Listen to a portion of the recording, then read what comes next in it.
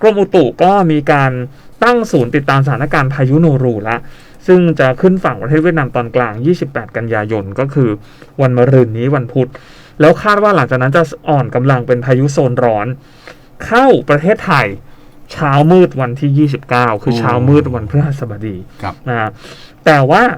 มันมีมรสุมตะวันตกเฉียงใต้ที่ปกคลุมทะเลอันดามันประเทศไทยแล้วก็อ่าวไทยอยู่มีกำลังแรงขึ้นตรงนั้นนี่แหละนะฮะว่ามันจะส่งผลกันไปมาหรือไม่นะฮะก็จะเกิดฝนตกถึงฝนตกหนักถึงหนักมากฝนตกสะสมน้ำท่วมฉับพลันน้ำป่าไหลหลากพื้นที่ลาดเชิงเขาใกล้ทางน้ำผ่านและพื้นที่ลุ่มตั้งแต่28ก็คือตั้งแต่วันพุธนี้นะยาวไปถึงวันเสาร์ที่1ตุลาคมเลย